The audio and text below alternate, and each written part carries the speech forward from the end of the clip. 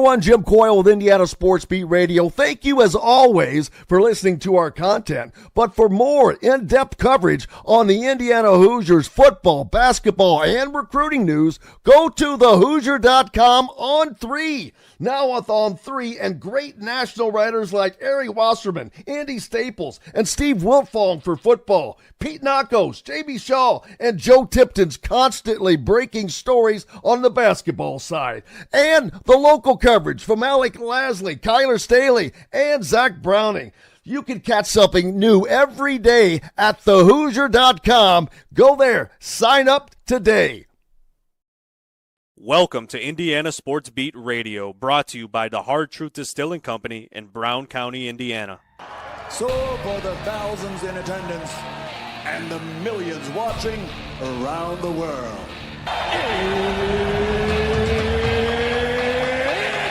Time! 3 on the way.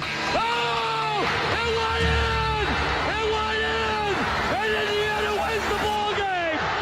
Know your role and shut your mouth, you jabroni! Float game for the win! Ayler's gone! Goodbye, touchdown, Indy! Woo! IU! America! They got a football team now! It's pretty simple. I win. Google me. You know that I'm the cream of the crop. Oh. Now, from the Hard Truth Studios, here's Jim Coyle. Hello, everybody. Welcome aboard to another edition of Indiana Sports Beat Radio, coming to you on this Wednesday. Beautiful Wednesday. Thank you so much for joining us, no matter where or how you're following, whether it's on one of our great radio station affiliates like 97.7, ESPN, The Ref, always the right call in Evansville. Up in the region, on the voice of the region, 1230 AM, 104.7 FM, WJOB. And in Fort Wayne on Fort Wayne Sports Station, 1380 The Fan. Keep it locked right here every day, all day, throughout your day, throughout your travels. No reason to go anywhere else. And if you happen to be following along on YouTube or social media, make sure you've locked in the subscription and notifications toggle. Hit the like button. Let us know you like it. I'm sure you like a lot of what's going on right now. Indiana basketball lands a huge recruiting victory, a huge win. They beat Kentucky in a recruiting battle that there's just a lot going on there. We'll get to that with Dylan Sinn joining us today. Rick Bozich, of course, as well. Kyle Neddenriep on the program. We'll talk Indiana All-Stars, Mr. Basketball. But I know for Indiana fans right now, they're jacked, as they should be. Lamar Wilkerson, a great get. He is one of the most coveted players and shooters in the transfer portal. The Sam Houston guard committed to Indiana yesterday, and you can go to thehoosier.com for complete coverage on that. As a matter of fact, I believe On 3's Joe Tipton broke that story. And that's another reason I keep telling you guys, you need to go support them at thehoosier.com. That is your new source. That is where info is coming out. Great place to go. So go support those guys. They've got a great special right now. Just $1 for the first month, 50% off after that. Go to thehoosier.com and subscribe. Help those guys as it helps us bring great content to you as well. What was I going to say? Oh, yes. In talking to Mr. Wilkerson, he spoke to the Field of 68 podcast on there, and he said, it was a pleasure to be recruited by Kentucky, but I didn't want to go there and be another guy. Hoosier basketball is a big-time name, and they haven't been where they wanted to be, but I trust Coach DeVries and the type of coach he is. How he's going to put us in position to win, and we can do this together, and it'll make my story better and his story better. Hoosier basketball will be back. That has to be, for all the things that people think and say about the NIL era and the transfer portal, that these guys are only after money. That's not true. They want the money because it's there. And you cannot blame them. Are you kidding me? You can go between the school and make the additional amount is still more than you or me are going to make in the next 10 years, maybe. So you cannot blame these guys. It's not their fault. They're a product of this system, first of all. So you cannot get upset about that. But I disagree that these guys don't want to win. Look at this year's Final Four. Was there a team in there that didn't want to win? Was there a team in there that losing didn't freaking hurt? No. They want to win. If you have the right guys, I've said this all year long as well. Those guys on those teams, hey, they want to win. You have to have the right guys, the right fit. And that's what Darian DeVries is doing. He is finding the guys that he wants, much like I hate to keep using Kurt Signetti as a fallback. I really do. But it's too easy of an analogy because it's real. So now you can say talk is cheap. Let me go back the other way. And hopefully all those things that he says is true, but there's no reason not to think that. Why would you not want to win? How would it will be better for his story. But just to think those words to say, I was like, wow, I don't know that I would have thought of that to say that. And stop with the questions. Well, we'll see if this translates and that translates. Really? You're an evaluator of basketball talent now? No. Stop with that stuff. How many teams do you have to see full of guys that you never heard of because they moved up from the lower level? You saw it in football. You're going to continue to see it. It's how it is, baby. It's how it is. We have got a ton to get to. Man, it's a packed day. Starts with Dylan Sinn from the Fort Wayne Journal-Gazette.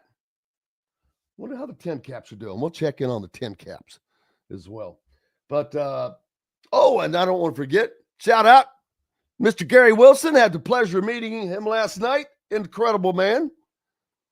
One of Bloomington's natives. He's been around the B-Town for quite some time. IU grad. Back in the day, he was involved with a varsity club. Been just a civic leader, but just a great man. And it was a pleasure to meet him. Love to meet, and he follows the show every day. So I'm always amazed when anybody, again, if you ever see me, please say hi. I'm always shocked. I convince myself that the only person listening to this show is Dylan Sinn, waiting to come on and do a segment like he is right now. So we won't keep him waiting. We'll hit the highway for just a minute. Back with more, including Dylan Sinn on the Hard Truth Distilling Company Studios right after this.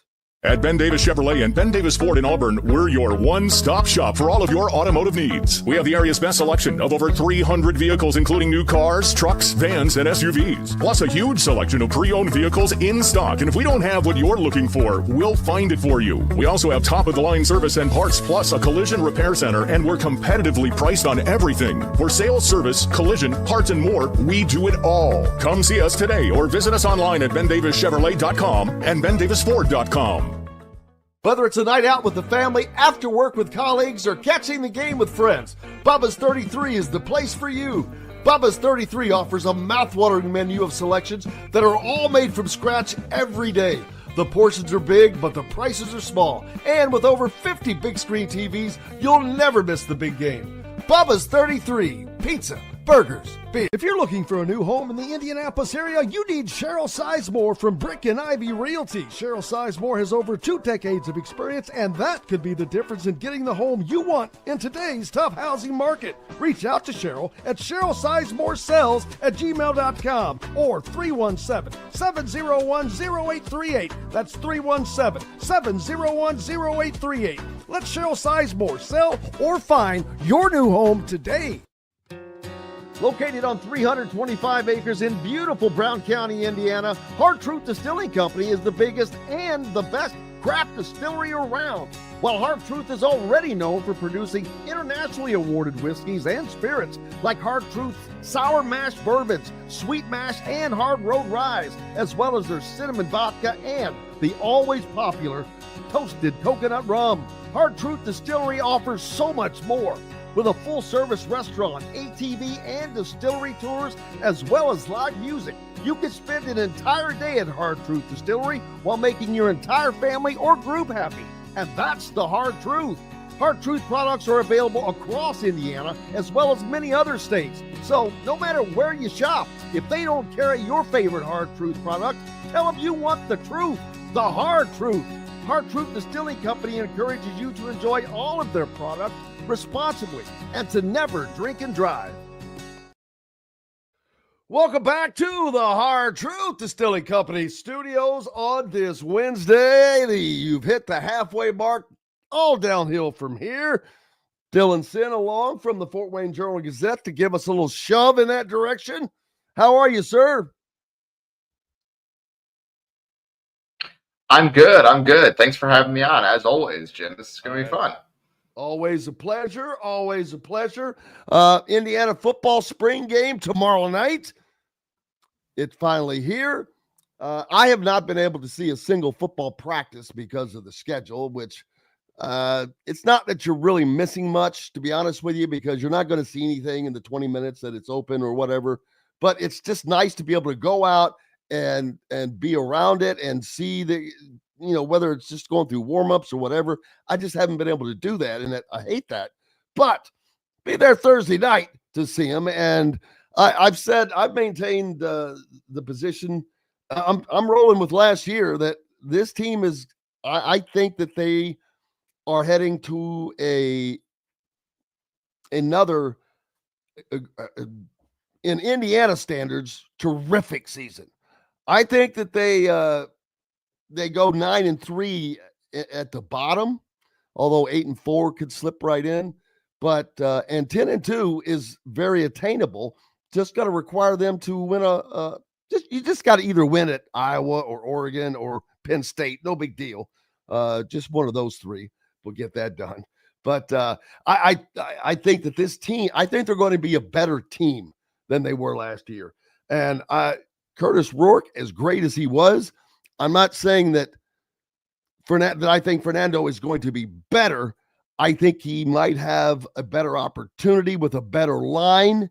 I think because of having a better offensive line, the running game is going to be a little bit better. And he's already shown he can throw the pill, baby. He threw for 3,000 yards, getting sacked 41 times. So getting yardage is not going to be a problem for him. He could legitimately throw for 3,700 yards next year.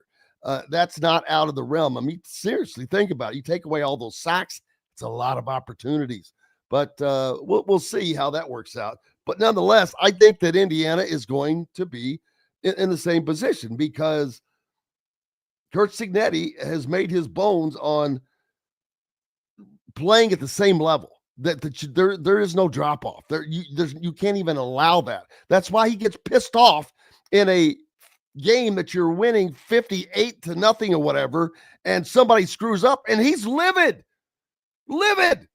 That's why you win, baby. That is driven for excellence, and that is instilling that in your players because it is just too natural to ease up off the gas pedal when you're so far ahead. Yeah, absolutely. I mean, he was upset just last week, because they did not have the energy that he wanted in practice, and he let everyone know about about it afterwards. So obviously he is not complacent in any way, shape, or form. And I do think that they did the work in the offseason this year to replace some of the really good players that they lost. Brought back a lot of good players from last year's team. And they have the talent to be a good team again. Now, there are some holes to fill. They need to go out and probably do some work a little bit in the spring transfer portal window here. They probably need another receiver or two, I would think, especially with Tyler Morris getting hurt, the Michigan transfer that they were leaning on. He's going to be out for the season. So probably need to get another receiver in the transfer portal window here in the spring. But otherwise, yeah, I think they're in pretty good shape. It's going to be a good team. Again, part of it is whether they can go out and win as many games as they did last year, because I do think, kind of to your point, the schedule is going to be more difficult this season, the conference schedule at least, because you have Illinois and then, as you said, the 3 games, Iowa, Oregon, and Penn State all on the road. So if you go 8-4, 9-3, I think that is a perfectly excellent season. And obviously, just even talking about that with Indiana football is a sign of where they've come from. Ding, ding, ding. I think every time I talk about that next year, I'm like going, it's weird because I have to stop myself every time. I go, okay, 8-4 would be a little disappointing. I'm saying this about Indiana football. How many 8-win seasons have they had in the program's history? 10? 10, maybe? It's in that range, yeah. They'd had one in the previous 20 years. And it would be disappointing. But it's a legitimate disappointing, because it is legitimate, because I was talking to someone last night and I said, look, that was no flash in the pan. That was no one-hit wonder. They are legit. They were legit. They are legit. That defense, Brian Haynes, forget about it. It's serious business. There's no joke in there. You got All-Americans on the line and a linebacker in the defensive backfield. Yeah, have good luck with that. They are a legit contender. They were just missing. They had a weak link last year, and when you play the elite teams, that chain broke on that weak link, which was the offensive line, and they beefed that up. Now they have to stay healthy. That's the issue. You mentioned they've already lost the slot back from Michigan, and that's a blow that they did not suffer last year, not this early, not until they got close when they lost. Was it Drew Evans, or the offensive lineman? Drawing a blank on which one. I keep too many names in my head, but anyway, they stayed relatively healthy last year. I mean, to be honest with you, that you lose a lineman or two, and then Curtis Rourke, his injury, but he fought through it. Other than that, I was surprised on how healthy they stayed, and I think that falls back on Kurt Cignetti's practice methods. Very little live tackling and things like that. And the ironic thing is, think back of Indiana just before Cignetti's arrival. One of the big things, they were always having issues tackling in games. They practice live tackling all the time. Didn't help. Last year's defense, freaking top 5, don't even practice tackling. Yeah, I'm good with that. I'll take that all day long and twice on Sunday. Yeah, it's all about technique. Yes, and it's one of those things where Kurt Cignetti kind of gives off the vibe of an old school guy, and you talk about never being complacent and pushing your team for more. All of that is kind of old school stuff, but he is more of a new school guy when it comes to methods. Right? It is one of those things where they don't practice very long. He's not running them up and down the field and getting every last drop out of practice every single day. He's like, look, we're going to get practice done over the course of however long it takes to get the work done. Right. And sometimes it takes longer, sometimes it takes shorter. But they are going to do what they need to do to get their work done and then kind of call it off. They don't need to do any extra. And so it is one of those things where you don't need to push your body to the breaking point in the off season. I think they've done a really good job of that both of these last couple of years. You're right. I think last year the offensive line was kind of the weak link. It did break a little bit at the end of the season. They had the season-ending injury at guard. Drew Evans had to step in, and they were good there toward the end of the season, but not good enough to really compete at the highest level. And they went out and got Pat Coogan from Notre Dame to play center, who obviously Mike Kadick was good for them last year, but Pat Coogan was the starter at center on a team that was runner-up for the national championship game. And they brought back Leo Benson from Colorado. And so they beefed up that line, as you said. And now the question is, can it compete at the highest level? That is kind of the thing we've seen across college football, is that these teams that come in, and obviously IU is an extreme example because they did so much of it, but teams that come in year one with a new coach and win big, the Achilles heel is usually the line, because it takes a couple of years to develop an offensive line. That's just kind of the way it is. We saw it with Colorado. We've seen it with some other teams where you can bring in a lot of skill position talent in one offseason. It's going to be a little bit difficult to get offensive line talent, especially. And obviously, IU has a really good offensive line coach in Bob Bostad. He did a good job of making that group probably look better than it was last year. Now you go out and say, hey, we had a whole nother offseason to get that done. We got some guys that we really like. We bring back some guys. Carter Smith at left tackle, he's back. Drew Evans is back. They have guys back. Can you, with another offseason, say, hey, we are going to hold up against the best teams in the country on the line and give Fernando Mendoza, as you said, a chance to sling it all over the field, because he can. So we're going to see, and I think that is going to be, once again, tell for this season. I agree 1,000%. And something that Indiana has to start doing is producing NFL talent. And that's twofold. Number one, it shows you are growing these guys. You are producing your own talent, or you're bringing in that kind of talent. Either way, it doesn't matter. You got to have it on your team. It's no different than the NCAA basketball. If you want to win a Final Four, you better have at minimum at least a first-round draft pick on your starting lineup. That's just a fact. You're not going to win a national title without an NBA first-rounder. It's proven fact because it hasn't happened. Go look at the champions. Just look at them. But the reason I say that about Indiana is because that shows, okay, you're getting up into that level to compete with these guys. I think that the skill players are easier to come by than skilled offensive linemen. And to prove that point, go look in the transfer portal. Go seriously. They are some of the most sought after players. I mean, yeah, if there's a great quarterback, individually he will, but as a group, nope, I don't think there's no other group that is more sought after than the solid offensive linemen.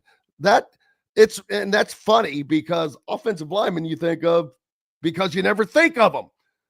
But when it comes to the portal, baby, everybody's thinking about them.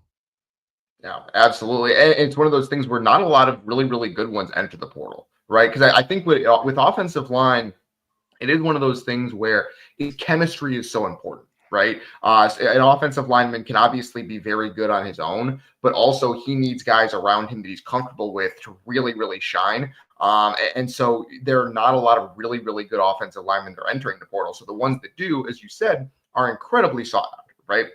The only reason Pat Coogan entered the portal was because he wasn't going to probably start for Notre Dame next year because Ashton Craig, their center, had gotten hurt early in the season. Pat Coogan steps in for him. He's fantastic the rest of the year, but then now Ashton Craig is coming back for Notre Dame. So Pat Coogan went in the portal looking for a starting spot. Indiana had it, but that's kind of a unicorn situation. The fact that they were able to get him, that's probably one of the best offensive linemen that was available in the entire portal this offseason. Right. That's kind of what has told me that Indiana is serious about making this more than a 1-year thing. You talked about it not being a flash in the pan, not being a 1-year thing. That's what told me Indiana is serious, is not necessarily they're going to go 11-2 again this year, but that they went out and got multiple of the best player at their position in the transfer portal. Mendoza is one of the best quarterbacks available, or was one of the best quarterbacks available in the portal. Pat Coogan is one of the best offensive linemen available in the portal. Right, they went out and got guys that were very, very coveted, and that tells me that you have to have resources to do that. And that tells me that Indiana is being provided the resources to go out and get guys, and that's going to trickle down, right? Because we saw it with the coaching staff. They got extensions and raises, and you need coaching staff talent to stick around, and they did it, right? And so they've been provided the resources to win at a high level, and that, more than even what happened last season, gives me confidence that they are going to be more than a one-year wonder.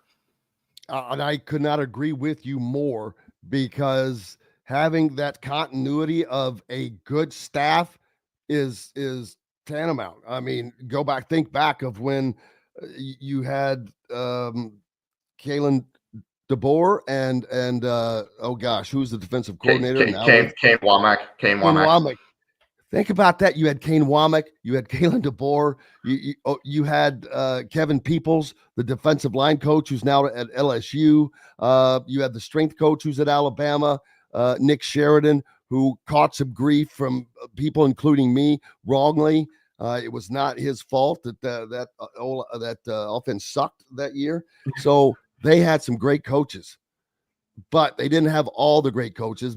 And they could not keep them. More importantly, you could not keep the continuity. Hey, we've got plenty to get to. Dylan Sinn from the Fort Wayne Journal-Gazette's with us. Make sure you should be a subscriber up there if you live in the Fort Wayne area. They keep you covered, man. Where else you going to go? How do you not support a local newspaper? Make sure you do. And give Dylan a follow, as well as myself on Twitter. We've got more coming up. We're going to talk some hoops. A little bit of news for Indiana basketball, as I mentioned at the top of the show. We're going to be back and talk about that. Lamar Wilkerson is a Hoosier, and he seems very proud to be. Could that be the start? Could that grease the wheels for more players of his ilk? We'll talk about all of that and much more when we return on the backside from the Hard Truth Distilling Company Studios. Located on 325 acres in beautiful Brown County, Indiana, Hard Truth Distilling Company is the biggest and the best craft distillery around. While Hard Truth is already known for producing internationally awarded whiskeys and spirits like Hard Truth's sour mash bourbons, sweet mash, and hard road rye, as well as their cinnamon vodka and the always popular toasted coconut rum. Hard Truth Distillery offers so much more. With a full-service restaurant, ATV, and distillery tours, as well as live music, you can spend an entire day at Hard Truth Distillery while making your entire family or group happy. And that's the Hard Truth. Hard Truth products are available across Indiana, as well as many other states. So no matter where you shop, if they don't carry your favorite Hard Truth product, tell them you want the truth, the Hard Truth. Hard Truth Distilling Company encourages you to enjoy all of their products responsibly and to never drink and drive. Ugly Grouper, located on beautiful Anna Marie in Florida, is the place to be, and not just because they have unforgettable meals, including locally sourced seafood. The Ugly Grouper has your favorite craft beers and cocktails, along with live music every day. The Ugly Grouper is family-friendly, able to host private parties, and has the biggest grouper you've ever seen. The Ugly Grouper is the place to be on Anna Marie Island, Florida. Tell them Indiana Sports Beat sent you. Go to theUglyGrouper.com for more information. When it comes to apparel and promotions, Freethink has you covered, literally, whether it's 24 or 200 shirts for sports leagues, businesses, or groups. Freethink Apparel and Promotions can also create your very own merchandising store. Freethink Apparel and Promotions did it for Indiana Sports Beat Radio, and they can do it for you. Whether it's screen printing, embroidery, digital printing, promotional products, vehicle wraps, or anything else under the promotional line. See what Freethink Apparel and Promotions can do for you at freethinkapparel.com. At Ben Davis Chevrolet and Ben Davis Ford in Auburn, we're your one-stop shop for all of your automotive needs. We have the area's best selection of over 300 vehicles, including new cars, trucks, vans, and SUVs. Plus a huge selection of pre-owned vehicles in stock. And if we don't have what you're looking for, we'll find it for you. We also have top-of-the-line service and parts, plus a collision repair center, and we're competitively priced on everything. For sales, service, collision, parts, and more, we do it all. Come see us today or visit us online at bendavischevrolet.com and bendavisford.com. Welcome back to the Hard Truth Distilling Company Studios on this Wednesday. Happy to have you along, as always. Dylan Sinn from the Fort Wayne Journal-Gazette joining me. Jim Coyle with you, as always. Illinois, before I get to Indiana, Illinois has two guys that have declared for the draft. Brad Underwood is a magician. Every year he goes through this. He picked up Ivicic's, the big guy, his brother, who is now going to play for Illinois. But Illinois is going to lose Kasper Jakachonis, the freshman, who is expected to be a lottery pick. They're also going to lose a guy, I don't even remember, Will Riley. I guess I just didn't pay attention enough. He's expected to be a first-round pick. Yeah, he's a 5-star kid. He actually had a really good game against Purdue in the last game of the regular season. They beat Purdue in Champaign there. So yeah, he's an incredibly talented kid. Never didn't put it all together to be a superstar in his 1 year in the Big Ten, but incredibly talented kid. And they lose Morez Johnson to Michigan. Yeah. That's three top starters. Well, two of them are freaking going to the NBA first round. And then you lost Johnson to Michigan. Boy, Michigan, they didn't screw around. They filled it in. And I know everybody wants to hear about Indiana, so we'll get to that. And it is big news. Indiana lands Lamar Wilkerson. That is big on a lot of levels. And first of all, you were in a head-to-head recruiting battle with Kentucky. That's a storyline in and of itself. Boom, you win that, and it did not look that it was going in that direction. And a lot of people just start listening to things and start guessing, and then guys who are in that game of predicting start making predictions off of guesses because he went on the visit to Kentucky and they went to Keeneland and this and that. Didn't happen, and when he canceled his visit to Auburn immediately after the Kentucky visit, it would lend you to think, it's probably going Kentucky's way. But not so fast, my friend. He chooses Indiana, and sounds like he wants to be at Indiana. I used a quote of his earlier that it was a pleasure being recruited by Kentucky, but I didn't want to go there and be another guy. Love to hear that.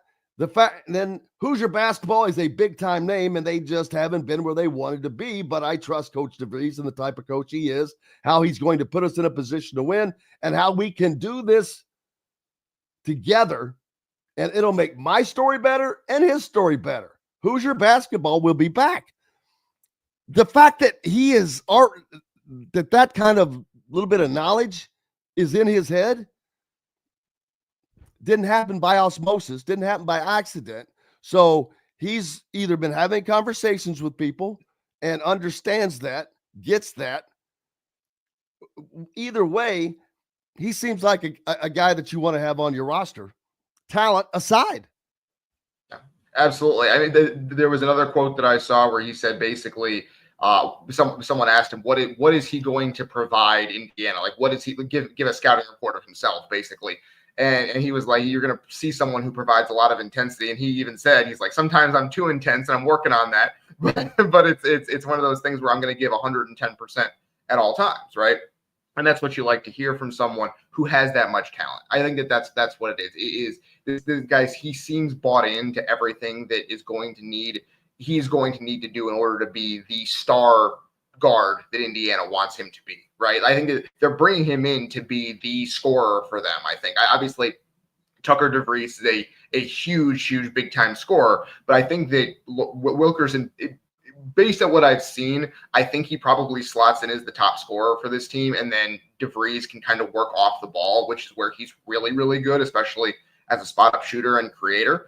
And I think that's probably. Wait a minute. Let me stop you right there. So you're saying that there's a chance that Indiana, their scoring will be coming from the outside?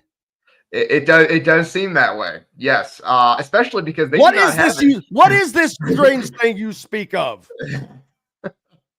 That's right. They have brought in guys who can shoot it from the outside, multiple of them. And so we are going to probably see some guys bombing away from the outside. That seems to be the way Indiana is trending next season. I will. The one thing there, like, it does seem like they kind of have their starting lineup almost in place now, right? You have Enright, you have Wilkerson, you have Bailey, and you have DeVries. Those guys, I think, are probably going to start for IU next year. And then it's a question of finding a rim protector. That is the piece that they are missing right now in terms of the frontline guys. They need a guy to go out and be the big guy, because Reed Bailey is tall, but he's not a rim protector. He's a 4, and so they need to go out and find a 5. And a great 4. I mean, that's the kind of 4 that Indiana has needed to have. Yes, I think he's terrific at what he does, but they need a guy who's a 5, right? And so I think they have many offers out for that position. Eddie Lampkin of Syracuse is one of them, but beyond that, they are still looking for guys. I think that is kind of the missing piece. Now it gets difficult, right? Because what you've had so far is you've been able to offer guys starting spots. And you're not offering them starting spots, but you're telling them there are a lot of minutes available, right? But now if you look at a roster if you're looking at Indiana's roster for next season, now there are fewer minutes available. Now you got to go get guys to fill in the blanks. I think that's when you really make your mark as a recruiter and as a coach and as a roster builder is, hey, can you convince guys to come in and play a role and tell them, hey, we want you, we need you. You're not going to be a star for us, but we need you to fill out this roster so we can be a really, really good team. And that's when you really make your mark as a recruiter, because can you convince guys to buy into an idea of a really good team? I think that is what we're going to see here over the next couple of weeks. Yeah, and I wonder that big that they look at. I think when I think of a modern big, I think of Vladislav Golden at Michigan. Yep. He is what you just said. He can protect the rim, play in the paint, play at the rim, block some shots, but he can step out. He's not the prolific three-point shooter, but he can step out. It's not like he's throwing it in the ocean when he's out there. You know, I mean, he has a shot. It's not like if you were to see Umar Ballo step out and try to shoot a 3, or even Trace Jackson Davis back in his days. He can do that legitimately, but his main role was playing closer to the basket. Is that the kind of player that you're thinking that Indiana is going to go for? Because that's what I just don't think that they are going or need or want a guy that is going to live at the basket. You have to spend most of your time there, but I think that they have to be, you have to have the versatility, if nothing else, to drag your guy away. Yeah, I think so. Absolutely. I think it's kind of you would like a guy like Khalil Ware in terms of that. You're not going to get a player as good as Khalil Ware. I don't think with the talent you already have on the roster, but just that kind of mold, right? Where you're a shot blocker, a rim protector, a guy who can score in close, but also a guy who can step out and run a pick and pop. And if you're going to sag 15 feet off of him into the paint, he's going to hit a 3 in your face. Right. I think that is kind of the mold of player you're looking for, where kind of like you said with Golden, 3-point shooting is not what he does, but it is something he can do. And I think that is probably the mold of guy they're looking for. But more importantly for me is you need a guy who's going to protect the rim on defense. I really like that look, just kind of looking at the way this is coming together.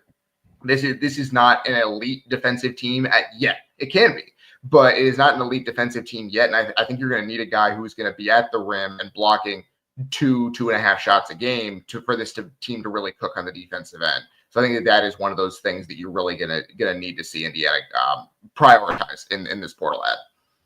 And for those that have been doubting, if you're getting a little worried, that I kept telling you, don't. Again, go back, look at the history. Dusty May at Michigan didn't start landing guys until later. Mark Pope at Kentucky, hell, they didn't have was it May when they got there first? I can't remember how late it was, but it was late. So it was like just chill. Now I think not only do they land another big time recruit, this one might grease the rails for more to follow, to start filling in, to say, okay, because it is harder. I thought the biggest hurdle for Indiana to overcome with Lamar versus Kentucky was going to be knowing the type of team Kentucky was going to be. He would have an understanding of, okay, what that with Indiana? Nope, nada, because there's nobody there, nobody home hardly. It's a very empty house, but that's okay. David hitting us on the hotline says it was nice to hear coach flew out to see a player to show he was a priority, unlike our last coach. And that is in a story on thehoosier.com where you can quote, he says, "I am grateful for the opportunity that I had to get recruited by the top Blue Bloods. Indiana just felt like home. I'm ready to bring Hoosier basketball back." But more importantly, I just missed it. That's not the quote I was wanting to talk about, because it played right in to what he talked about. But basically, he said it meant a lot for Darian DeVries to fly out to see him. And I don't know how in the world I lost that stinking quote, but basically DeVries flew out yesterday. Yeah, like an extra, like on top of the visit that he took to Bloomington, DeVries flew out there to Arkansas where he is. So pretty like, obviously there's a whole lot going on right now for Indiana. Darian DeVries is trying to put together a coaching staff, trying to put together a roster, and so he did make it clear to Lamar Wilkerson, hey, I believe that you are a guy that we really need on this team, and I'm going to show you that by coming to where you are. Essentially, I'm not gonna let you be sitting here by yourself trying to make this decision. I'm going to come over and help you out. It seems to be what happened, and that's obviously what the kind of want to and go getterness you want from a coach, and DeVries showed it there. Well, what he said was, it wasn't the pitch, just him as a person. Wilkerson said of DeVries, you could tell he was very genuine. What he says, he actually believes in me. He actually flew out here to come see me. That was big. That was major. I wanted to be a priority, and Indiana makes me feel like a priority. There you go. And now you got to do that all over again about 10 more times. What is Indiana up to? Five roster spots filled? 5.5, depending on the status of Luke Goody. Oh, okay, 5.5. And I kind of saw this mentioned yesterday. I'm gonna rephrase it, but at the end of the day, let's say Luke Goody were to get that year back, he might end up being the 4th or 5th best shooter on the team. That's not a knock on Luke Goody. That's just showing you the unbelievable turnaround Indiana is going to have in its personnel. The fans are going to be jacked next year. Even if there's a game they end up losing, I think that the play is going to be fun. It's going to be enjoyable. It's going to be engaging. It's going to be a great product. And it's just going to be a lot more. There's going to be more winning. I expect Indiana to make the tournament next season, but that's not the point. I think that it's just going to Assembly Hall, because Indiana has one of the greatest fan bases in sports. Assembly Hall is always lit, but it's been tamped. It's been tamped a little bit, over the last 8 years. A lot of ups and downs. Not a lot of ups, mostly downs. I think next year, Assembly Hall is just going to rock a lot. They're going to be back into a position where when an elite team comes in, they not only can play with them, but they can upset them. And right now it would be an upset because Indiana is not at that level. But that's how it always has been. Even when Indiana was just a competitive top 4 in the Big Ten team, they were knocking teams off. They haven't had that in 8 years. Finishing 8th and 9th in the Big Ten, crap. I think that's over, personally. And it's interesting because Lamar Wilkerson, obviously, he saw Assembly Hall at a decent point, right? Like there was a decent crowd for that game. He played Sam Houston State, where he came from. They played in Bloomington last season. And in an early season game when it still seemed like that team might be really, really good, right after they beat South Carolina and everything seemed to be going well. And Wilkerson went out there and scored, I think, 18 points and had a couple of assists as well. So he kind of, at least he knows the building. He knows how good the environment can be. And he's probably going to see at least even another level of it this coming season.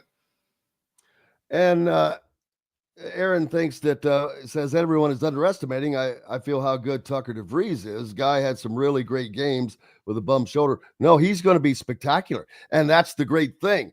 You're adding really good pieces to really good pieces. That is something Indiana just hasn't had. They've had individual pieces that were not joined together. There was just no cohesiveness other than maybe when Trey Galloway was in the game last year and he kind of started to develop an on-court rapport with running that pick and roll, but that pick and roll is not going to beat a lot of teams. You're just not going to beat a lot of teams 2-3 in this age. Now, Indiana's going to be able to play both ways. You have guys Trent Sisley. I don't know how much he's going to really get to play next year. A freshman, and we don't know what the team makeup is yet. So that's too hard to predict. I'm not going to make that prediction. That would be dumb. But he's a guy that he is just going to be, I think, a typical Indiana player that can shoot from the outside, but can go inside, take an elbow to the head and bang in there and get a bucket.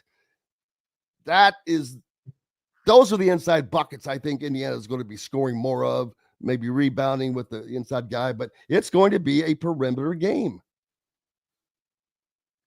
Yeah, it certainly seems that way. They are going to have, and that's the thing. You'd still like to have a big guy to kind of get the ball in the post and be able to spray it out. I think Golden was pretty good at that for Michigan last year, but you're also able to create 3-pointers from just perimeter drive and kick, right? Like we haven't seen a ton of that in recent years, and so that is going to be a pretty big part of the offense last year with Wilkerson taking guys off the dribble. I do think that is one of those things where you're going to see a lot of that next season.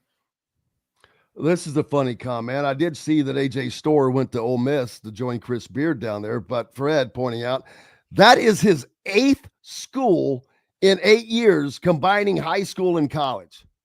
That, my friends, might be an unbreakable. Well, it's not unbreakable, but that has to be a record. Has to be. It's wild. Like it's one of those things where when you start going to 4 high schools, how many jackets do you have? Yeah. like I understand the freedom of player movement. I get it. You should be able to go where you want to go, but especially in high school when you're not getting paid, like there's not a reason to be jumping to 4 high schools in 4 years. Find a place that you're comfortable with, right? Like it can't be one of those things where there's just no place that's right for you. Find some place that you're really comfortable with and just get and figure out what works for you. I think he's over 8 years here. He hasn't been able to do that. I think he would have stuck at Kansas, but he didn't play particularly well last year. I think he knows that. I think he's going to be motivated to play well this year at Ole Miss, but it's just, man, find a place you're comfortable with.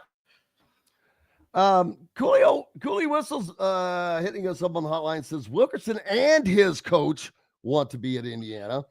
And I bring that up because I've heard that chatter as well, that there was a desire by his coach to join.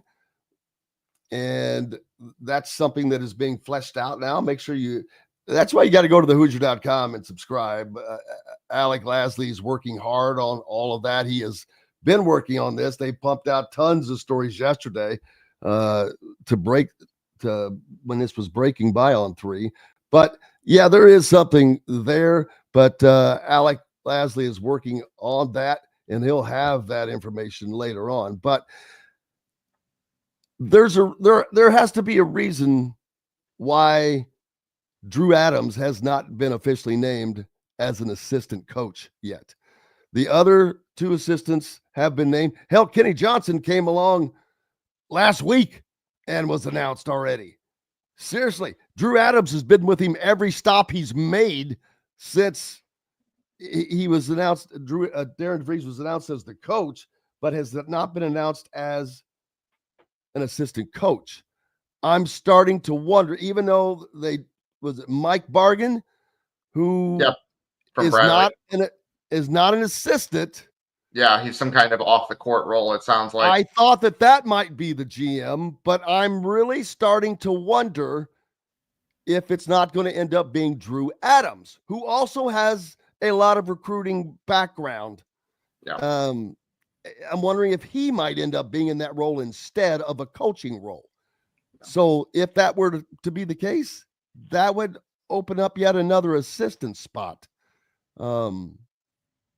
So, yeah, I don't know what Mike Bargan's going to do. I mean, you have director of basketball ops, you have, head of recruit. They can make up any damn title they want.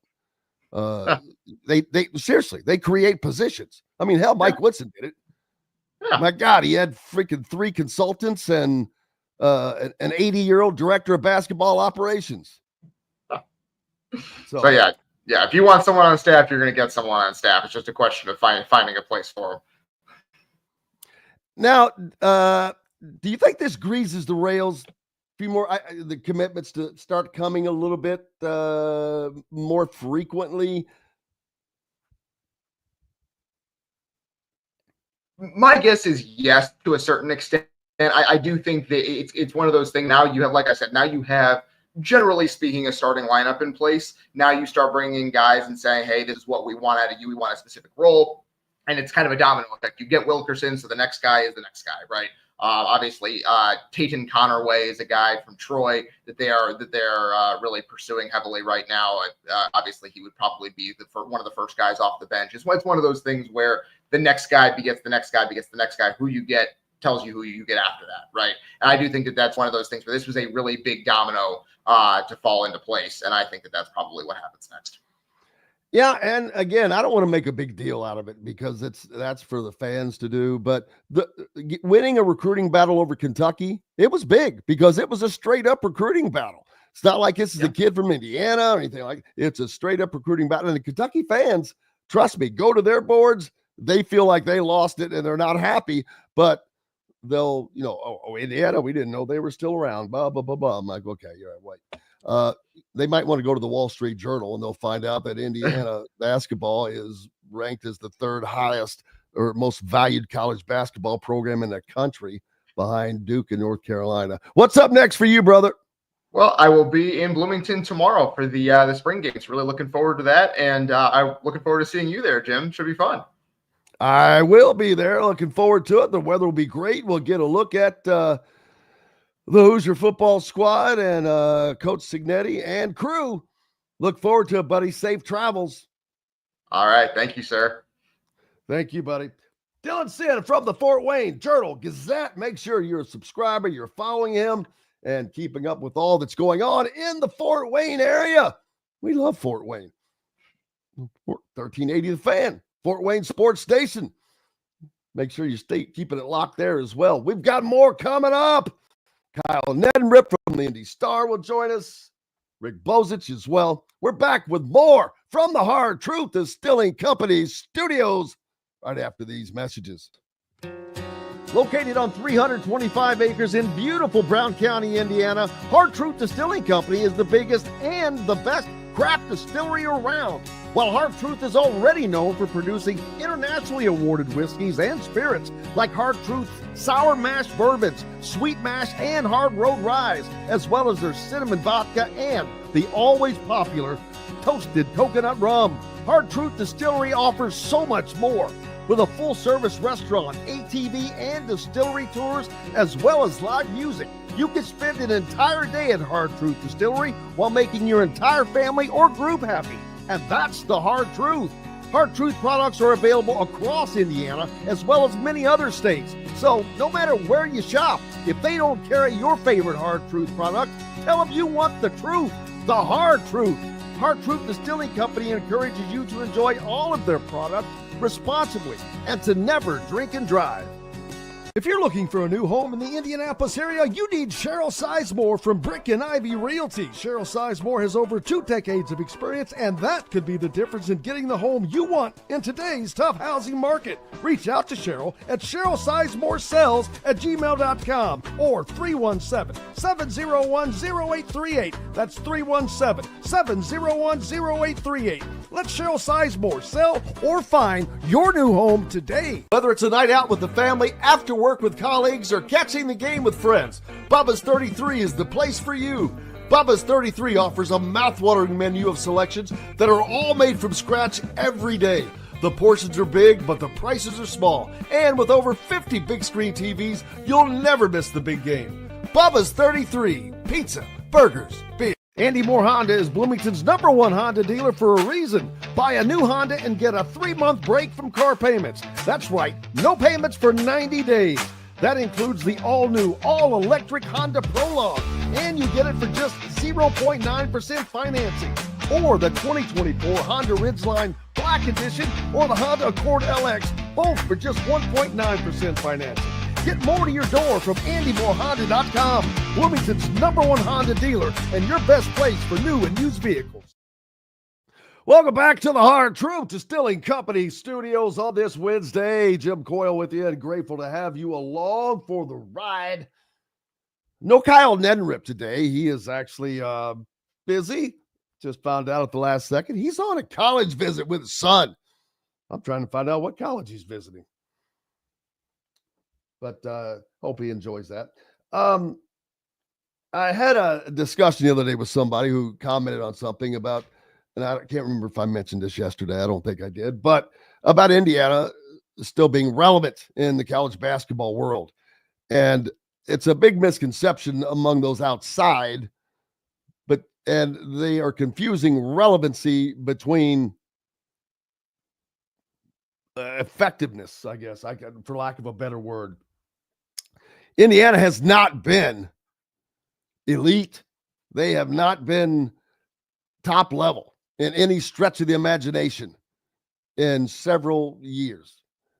Obviously, under Tom Crean, they were #1 in the country and won 2 Big Ten titles. So that's a lot. That's a lot more than a lot of Big Ten programs have accomplished since then still.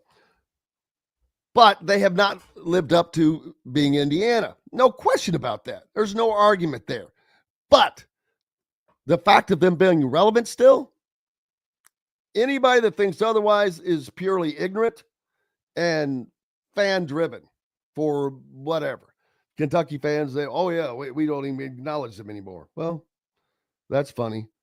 Because if you look at the Wall Street Journal, and this didn't just come out, it's been out for a week or so, but there was a report that came out that listed college basketball programs' valuation of what they would be worth if they were a pro franchise and were to be bought and sold. #1, I don't even have it pulled up, I just remember it. #1 was the Duke Blue Devils. #2, North Carolina, which kind of funny that both of them are 1-2. I mean, Duke is not a big surprise. #3, Indiana. Kentucky was like 9th or 10th. And what people don't understand, and I cannot get a point I'm trying to get across to people is Indiana is more than relevant. You cannot be the 3rd most valued college basketball program. They just led the Big Ten in attendance again. And they do all of this without winning at the elite level like they should be. Can you imagine what it would be like if they were back to winning at that level? What happens when they do get back to winning at that level? That's how you create monsters, monster programs. That's why Indiana has long been a sleeping giant, because their relevance has not dropped a bit in true relevance in college basketball. They are and will be one of the behemoth programs. They are a blue blood. I don't care what people think, because they want to put their fandom in front of things. I don't look at it from a fan's perspective. I look at it from a factual perspective. And it is what it is. Indiana is the team that network TV wants to have, even when they weren't great. Go back to Tom Crean's 6-25 season. Assembly Hall was packed. That stuff just doesn't go away. That's why the Indiana fan base, as crazy as they can get, it's because it's so massive. You cannot have that something that large and not have a little bit of crazy. You're going to have a little bit of everything. That's just too big of a pie to not have some different things going on there. But that happens at a few programs that have that kind of a massive following. Kentucky, I'm going to assume Duke, but Duke is more of a wine and cheese, just because they started winning. Where were those fans, before the 90s? Just curious. UCLA doesn't have that. I don't know that. I don't follow Kansas enough and see how their fan base reacts to know how deep Kansas's fan base really is. But I know that Indiana's is one of the I'm going to put them in the top 3 in the country. I'm not going to put them on a number, but they're up there. They're up there with their social media presence like no other.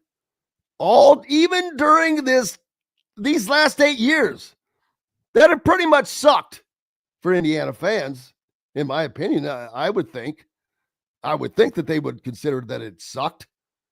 You didn't do jack. Hell, you barely got to the NCAA tournament. You didn't do squat in the NCAA tournament. So, and the 2 coaches, oh my God.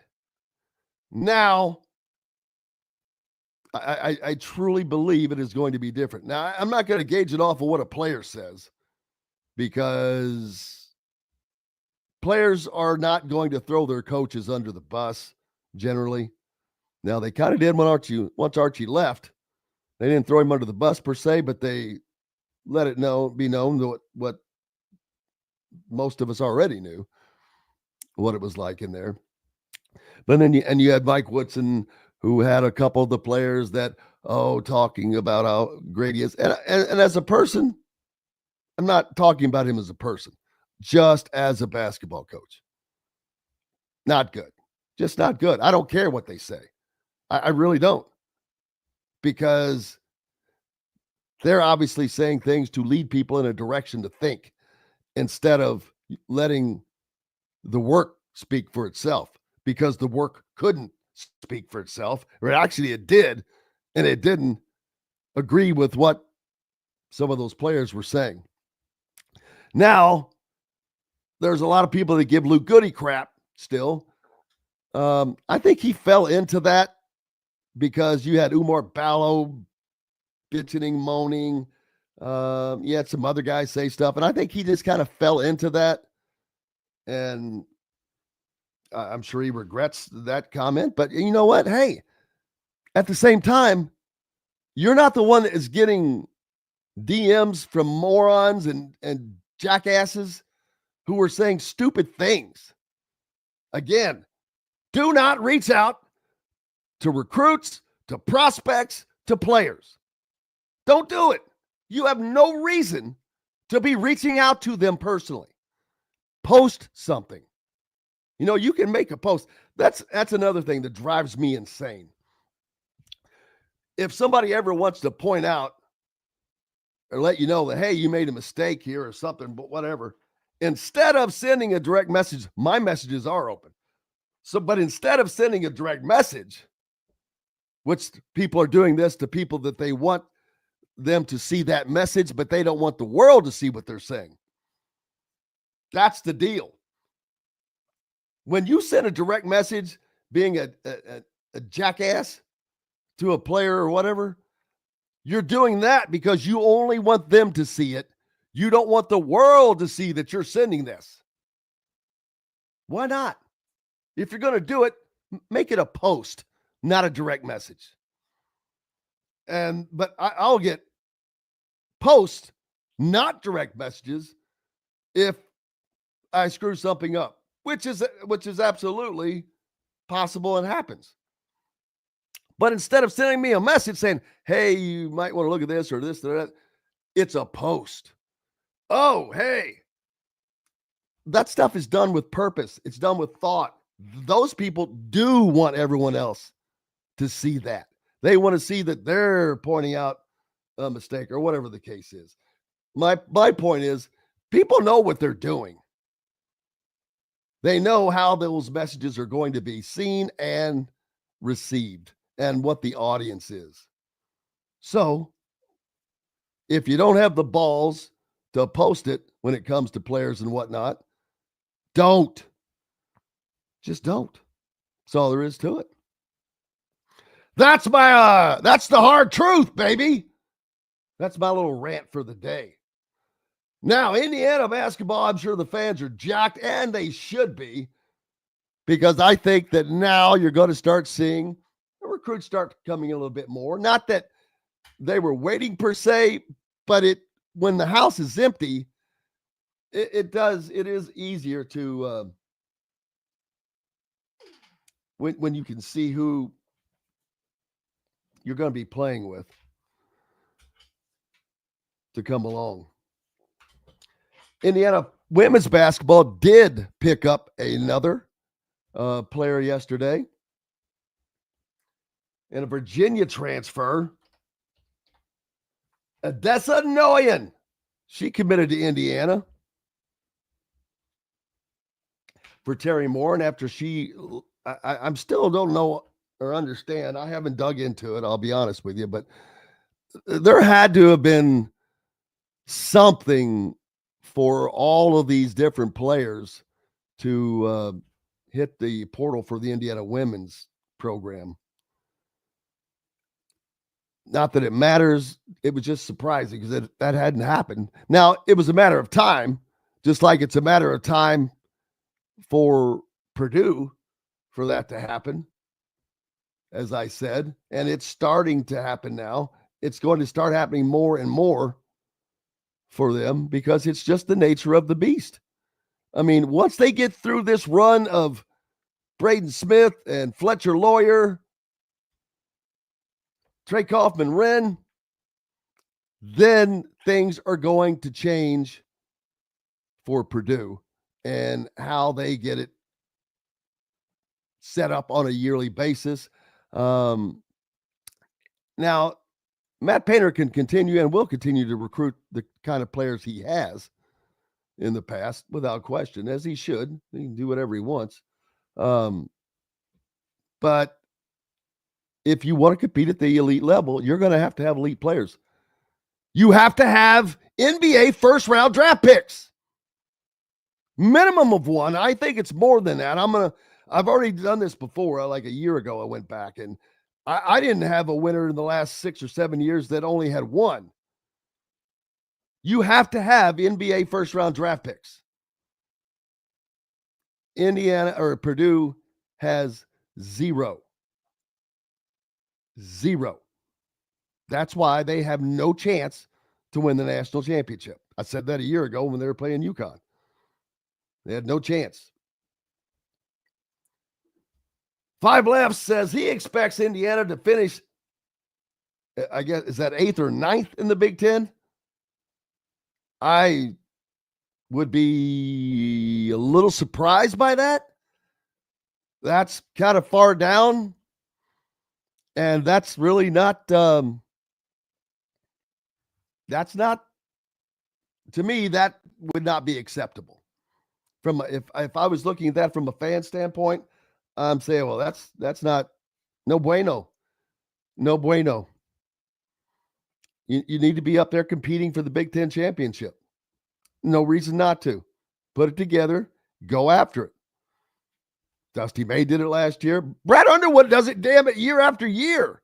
He's losing two freshmen. Well, I don't know. Is Will Riley a freshman? Either way, he's losing two guys to the NBA first round. So there's that. But he keeps pulling them back in, man. Roswell says Michigan just got Mara, who is 7'2". My God, Dusty May. Hey, Michigan has to be the odds-on favorite to win the Big Ten next year. He quickly regrouped and filled his roster in. Boom. So definitely going to be looking up for Michigan. Joining us next, of course, is Rick Bozich from WDRB.com. We'll continue this conversation and much more. I'm trying to go through the hotline. Aaron says that he just watched the West Virginia-Arizona game in the battle for Atlantis. 27 points for DeVries in a stellar game. That's what you got coming. The dude has done it against that level of talent. Thank you, Aaron.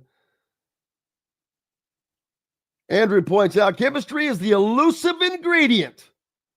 Well, I think that I don't think chemistry is going to be an issue because all of that stuff comes from the top down. If there is not a synergy with the coach and the team, all of the team, there cannot be chemistry, period. Forget about the players. It starts at the top. You have to be not only engaged with your players, but in touch with what's going on. Hey, we're going to take a quick pause for the cause so we can get the captain, Rick Bozich, in from WDRB.com. Appreciate you all joining us here on this Wednesday from the Hard Truth Distilling Company studios. We're back with more right after this short intermission. Andy Moore Honda is Bloomington's #1 Honda dealer for a reason. Buy a new Honda and get a 3-month break from car payments. That's right, no payments for 90 days. That includes the all-new, all-electric Honda Prologue, and you get it for just 0.9% financing. Or the 2024 Honda Ridgeline Black Edition or the Honda Accord LX, both for just 1.9% financing. Get more to your door from AndyMooreHonda.com, Bloomington's #1 Honda dealer and your best place for new and used vehicles. Ugly Grouper, located on beautiful Anna Maria in Florida, is the place to be, and not just because they have unforgettable meals, including locally sourced seafood. The Ugly Grouper has your favorite craft beers and cocktails, along with live music every day. The Ugly Grouper is family-friendly, able to host private parties, and has the biggest grouper you've ever seen. The Ugly Grouper is the place to be on Anna Maria Island, Florida. Tell them Indiana Sports Beat sent you. Go to theuglygrouper.com for more information. When it comes to apparel and promotions, Freethink has you covered, literally, whether it's 24 or 200 shirts for sports leagues, businesses, or groups. Freethink Apparel and Promotions can also create your very own merchandising store. Freethink Apparel and Promotions did it for Indiana Sports Beat Radio, and they can do it for you. Whether it's screen printing, embroidery, digital printing, promotional products, vehicle wraps, or anything else under the promotional line. See what Freethink Apparel and Promotions can do for you at freethinkapparel.com. Located on 325 acres in beautiful Brown County, Indiana, Hard Truth Distilling Company is the biggest and the best craft distillery around. While Hard Truth is already known for producing internationally awarded whiskeys and spirits like Hard Truth's Sour Mash Bourbons, Sweet Mash, and Hard Road Rye, as well as their cinnamon vodka and the always popular Toasted Coconut Rum. Hard Truth Distillery offers so much more. With a full-service restaurant, ATV, and distillery tours, as well as live music, you can spend an entire day at Hard Truth Distillery while making your entire family or group happy. And that's the Hard Truth. Hard Truth products are available across Indiana, as well as many other states. So no matter where you shop, if they don't carry your favorite Hard Truth product, tell them you want the truth, the Hard Truth. Hard Truth Distilling Company encourages you to enjoy all of their products responsibly and to never drink and drive. Welcome back to the Hard Truth Distilling Company studios on this Wednesday. That means a visit from our good friend Rick Bozich from WDRB.com. How are you, sir? I'm good, Jim. How are you? Cannot complain. How are the Sox doing? Where's my They're on the same pace as last year. They're 4-12, and that projects to a 41-win season, just like they had last year. Well, it's better than going down, I guess. At least it's better than going down. What are they going to do? I mean, is the owner ever going to acknowledge that he needs to produce, or is he just going to keep letting them suck? I mean, they can't be making money. I guess they can be from TV, but other than that, who's going to go watch crap? Not me. I'm not giving him any money till he sells the team. Do you know the Ishbia family? There's a guy named Matt Ishbia. He's a former Michigan State basketball walk-on. His family's made a bunch of money in the mortgage business. Anyway, he bought the Phoenix Suns a couple of years ago, and he's got a brother named Justin who also is a billionaire, and they've been buying up minority shares of the White Sox. I read yesterday they actually own more shares than Reinsdorf now. And the feeling is eventually they will take over the team, but Reinsdorf's not ready to give it up yet. So, well, if they have more shares, how is that not the case already? Because when the original White Sox ownership deal was struck, I think it was set up that Jerry Reinsdorf would always be in charge until he didn't want to be anymore. I don't know. Well, that's a great gig, I guess. Why would he want to when he sucks? I mean, every year you're putting out a bigger stamp and saying, "I suck, I'm terrible." You're changing the legacy of your life as an owner of the guy who owned the Bulls when they won 6 NBA titles with Michael Jordan to the guy who owned the Bulls and the worst Major League Baseball team over the last 20 years. But I don't know. I did have the opportunity to see Michael Jordan take batting practice at the old Comiskey Park. Oh, wow. When he was going through his midlife crisis or whatever. It was pretty good. He wasn't at the plate. They had him moved out, I think, to just in front of the pitcher's mound. He hit a couple off the old second level there at the old Comiskey. They still talk about him in Birmingham when he played down there. Oh, I bet. And Terry Francona, the Reds manager, was his manager at Birmingham. He still talks about him. And I wish I would have gotten to see him play. Unfortunately, they're not in the same league as the Louisville franchise, but it was quite a happening. Absolutely. Lots happening, too, on the basketball side of things. A big-time head-to-head recruiting battle between Indiana and Kentucky. It was great just because it was a heads-up battle between Indiana and Kentucky. Kind of sparking the fire ahead of the series resuming next season. It's funny because, boy, if you go over on the Kentucky boards, it's like looking at the Indiana boards when Mike Woodson was here. Boy, there was a lot of people not happy. Then you've got, oh, well, we didn't even know Indiana was still around and yada, yada. Oh, I can't wait till you come Rupp Arena. So this, that. I'm like, that's what you want. I love that. Love that. That's why there's no way that series should have ever stopped. And John Calipari should have been, I don't know. He needs to be flogged for being allowed to be able to do that. And what's the AD at UK? Mitch Barnhart. Mitch Barnhart. He is the one that actually needs to be kicked in the ass because he had the authority to do that or not do that. And he cowered to Calipari and canceled the Indiana-Kentucky series because he was gutless.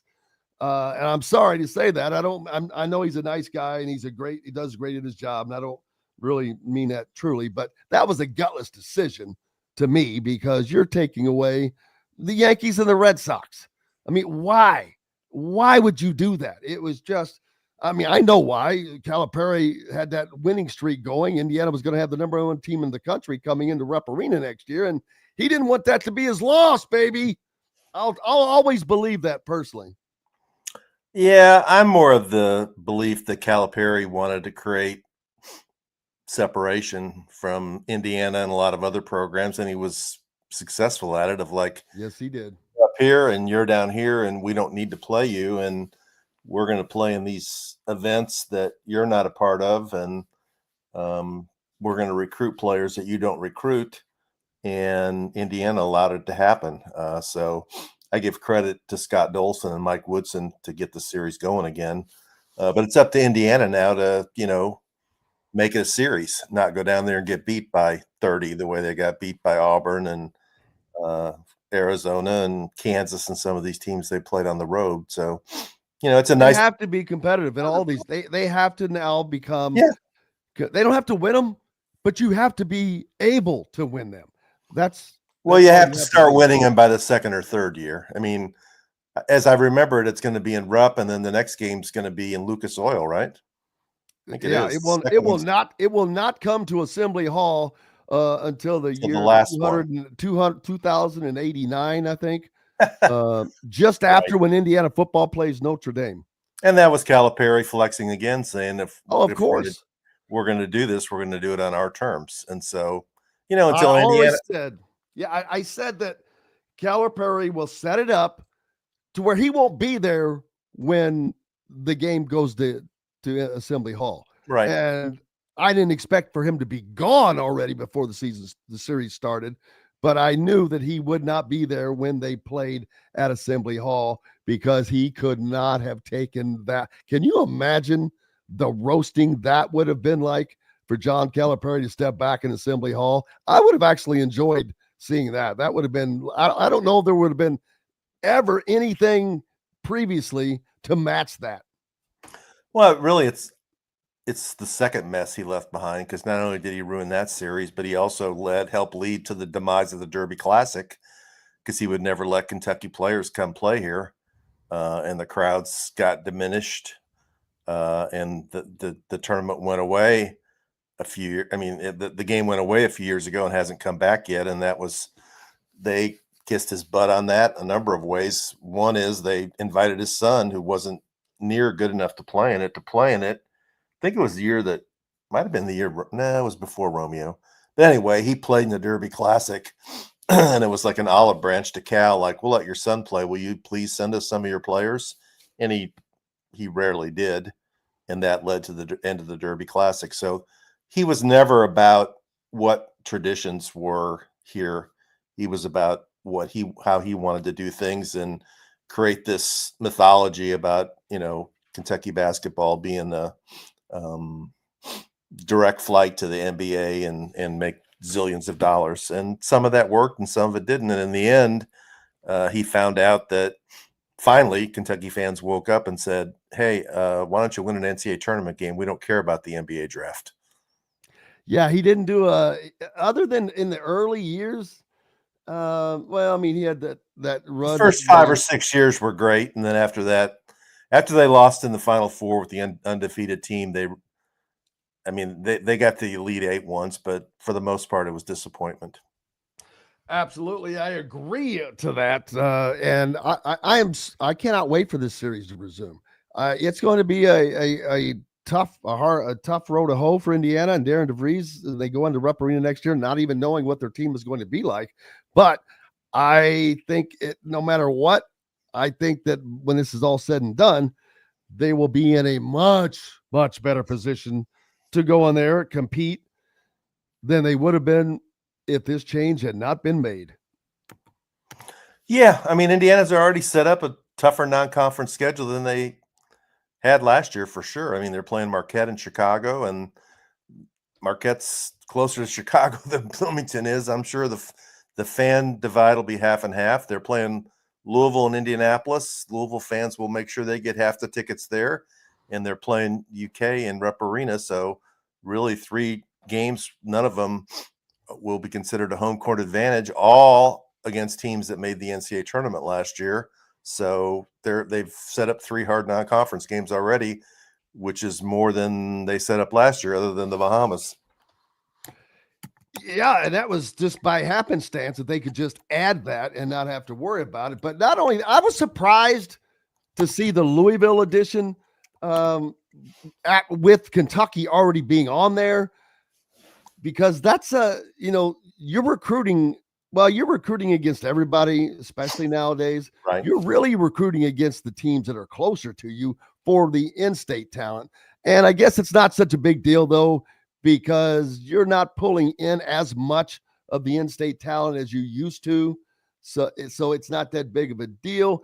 What do they gain, though, by this series with Louisville? I think they gain a game that people are interested in and are excited about. They played in the last 2 years, once in New York City and once in the Bahamas. This will actually be a game where people will be able to go and see it. And I think one thing you gain is I think regional rivalries are good. They're good for sports. You have overlap in this part of the state for sure, and Louisville fans and Indiana fans where they'll be very excited about this game. It'll mean more down here than it will up in Indianapolis for sure. But I think it's good to play those kind of games, play your regional rivals. And if they don't play Louisville every year and they play Kentucky for 4 years, schedule Cincinnati, schedule Xavier, schedule some other regional teams like that where, it's got a little to me, it's more interesting than playing South Carolina like they played last year or some of these other non-conference games they've scheduled recently. Yeah, and again, to not only be competitive, but to start winning. Yeah, you put pressure on yourself to make your team better and win, because if you schedule games like this consistently, as Woodson did, and get beat, it's not good for your job security. So you self-impose pressure on yourself to say, hey, you got to get your team better so you can win these kinds of games. And if you win them, you help yourself with the NCAA tournament selection committee. That's part of what the benefit is. You play a team that's going to be pretty good, and if you play them close or beat them, then it helps you on Selection Sunday. Instead of, I don't even remember some of the teams they played last year, but none of them were very inspiring. And you're asking people to pay a lot of money to go to these games. You need to give them something that they want to see, in my opinion, instead of just North Florida or Sam Houston State or Chattanooga or whatever. Give them a game that people are going to be talking about. Give them a game that national, I would be shocked if that game in Indianapolis isn't on like CBS or Fox Sports National. It would have to be. Yeah, and Indiana is also, man, if they're just, I keep calling them a sleeping giant because that's what they are. When you have the fan base that they have, you've got just the Wall Street Journal thing that came out not too long ago that valued Indiana as the third most valued basketball program in the country. It cracks me up when people talked about this earlier, say, well, Indiana's not relevant. Really? That's kind of hard to be the third most valued college basketball program in the United States and not be relevant. They haven't been blue blood-esque. I'll give you that. And someone else commented a minute ago that Cisco Sunrise said something about nothing in 38 years or whatever. But if you want to be truthful, in the last 23 years, they've got a Final Four and 2 Big Ten titles. Is that Indiana normally? No. But how many programs is that better than? A lot. But they've got to get back to being in a position where they can compete for these things, where they can possibly get there, get to the Sweet 16, the Elite 8, keep building on the Big Ten tournament. At some point, Indiana needs to win the damn Big Ten tournament. I agree. I've heard people say it doesn't matter. It matters to Indiana. It needs to matter where they show that they can do something like that. To me, the first goal has to be to get the program back to where you're Michigan State, Purdue, or Wisconsin. Those are the teams that over the last 15 to 20 years have year in and year out been near the top of the Big Ten, gone to the NCAA tournament every year, and made some runs in the NCAA tournament. Wisconsin getting to the Final Four in 2015 and maybe 14 too. Didn't they go back-to-back years? I think they did. And Purdue getting there last year, and Michigan State getting there, multiple times ever since they won the title in 2000.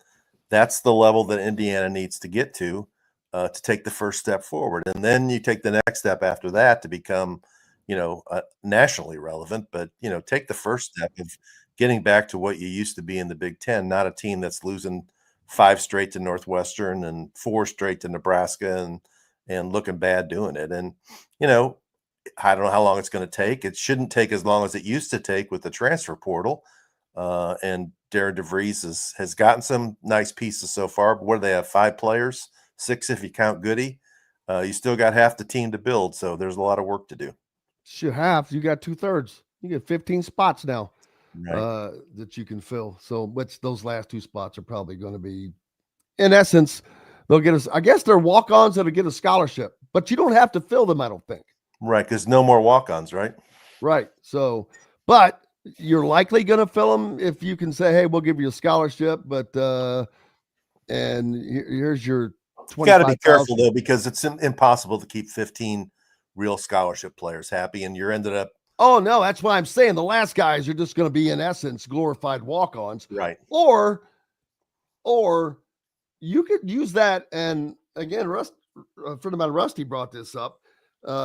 It wouldn't work for reasons I pointed out to him, but like he thought about using, say, like Evansville for a place to put a freshman or 2 that you were interested in. And I said, that's a good idea in theory. Yes. Like I said, baseball, it's a good AAA, idea. AA. Exactly. I said, that is a great idea in theory, but you can't do that because nobody would be locked down. Let's say they go down there and they blow up. Well, guess what? They're going to talk to Kentucky and Duke and everybody else as well. So it wouldn't work well in theory, but you could, in effect, use those 14th and 15th spot for something like that and sign them to a multi-year NIL deal if it was someone that you wanted to keep around. Just, thinking outside of the box. Since we entered the era of holdouts over the weekend, anything's possible. This reminds me of when I was a kid in baseball that Sandy Koufax and Don Drysdale held out with the Dodgers and everybody freaked out. Like, what are these players doing? We're going through a major reorganization of the way college athletes are treated, paid, handled, developed. And I don't think we have any idea yet where this is going to end up. Absolutely. Jason says he loves the optimism, but he thinks Indiana's first season will still be a building year. Well, I got bad news for you. Every year will be a building year. You just don't know how much that's going to be. And especially with this team Indiana's putting together, Darian DeVries has to be careful not to bring in too many guys that have 1 year of eligibility remaining. Right. Because if you're doing this all again next year, now you're going to be doing it next year again regardless, but you would sure like to be filling in 5 spots and not 15. Excuse me. I agree. I think that's why they brought the guy from North Florida. I think he has 3 years left. And yeah, you gotta create balance between the classes, at least somewhat of it. And who knows, he might still be able to find a high school or decommit guy somewhere. There's a few of them out there.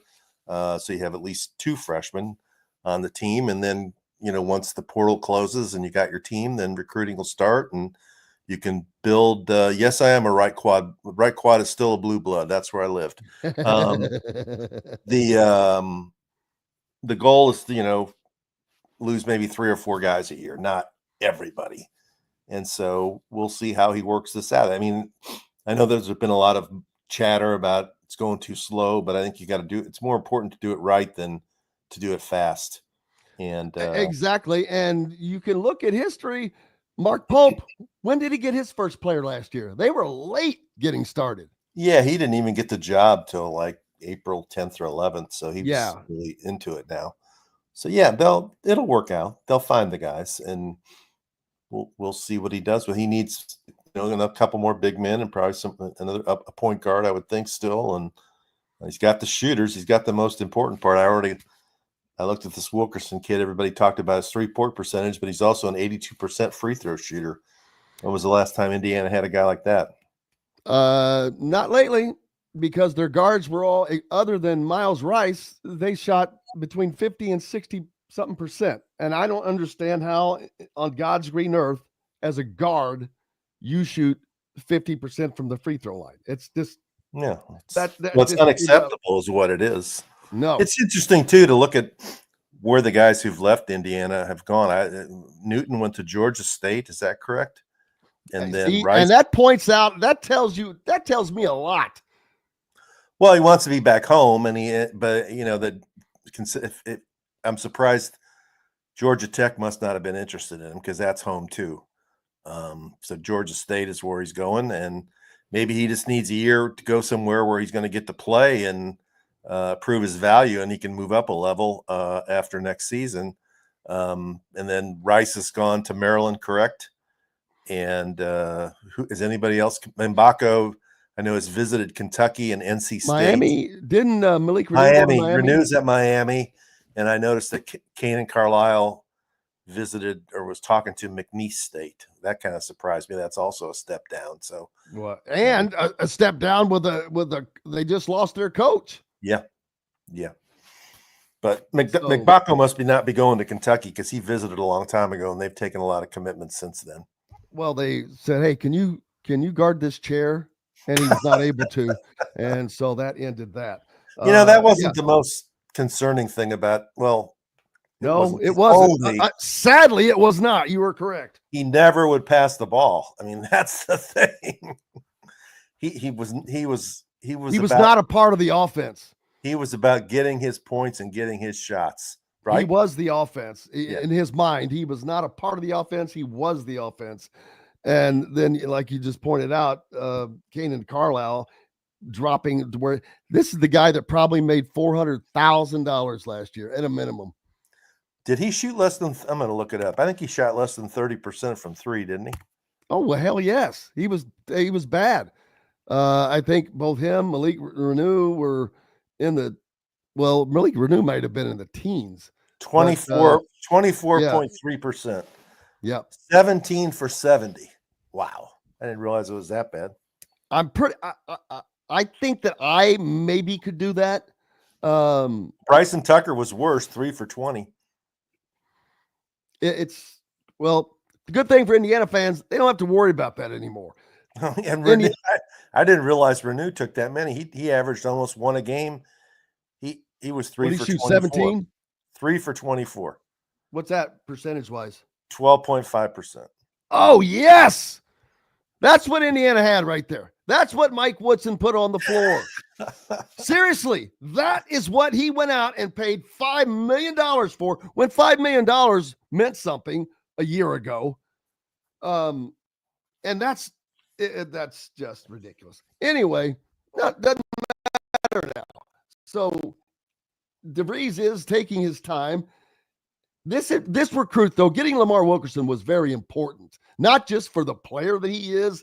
It was important. It made a statement. Like I said, you beat Kentucky and it could have been Duke or anybody else. But when you win a big recruiting battle and canceled the visit to Auburn, when that happened, I thought that he was Kentucky bound because he did it after the Kentucky visit. But I didn't see the trip to Keeneland, which I don't know that he's a horse fan. So maybe he'll like bikes better. They can take him to the little 500 up here in a few weeks. The exclamation point on the end of it was that DeVries flew down there yesterday to seal the deal. And for all the conversation we've had over the last 4 years about Mike Woodson not being willing to drive to Greenfield to visit Braylon Mullins, this guy gets on a plane and flies to Sam Houston, which is, I don't know what town it is, but it's not far from College Station. It's down there in southeast Texas. So for him to get up in the morning and fly down there when you got a coach who wouldn't drive to Greenfield enough times to secure a critical recruitment from the best guard prospect in the state in the last decade, that's all you need to know, that Indiana made the right decision moving on from Mike Woodson. Absolutely, because he mentioned that. Yes, he did. He specifically talked about that. He said it wasn't the pitch, just him as a person. You could tell he was very genuine in what he says. Of course, they always say that. He generally believes in me. They say that a lot.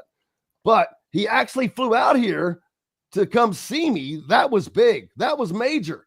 I wanted to be a priority, and Indiana makes me feel like a priority.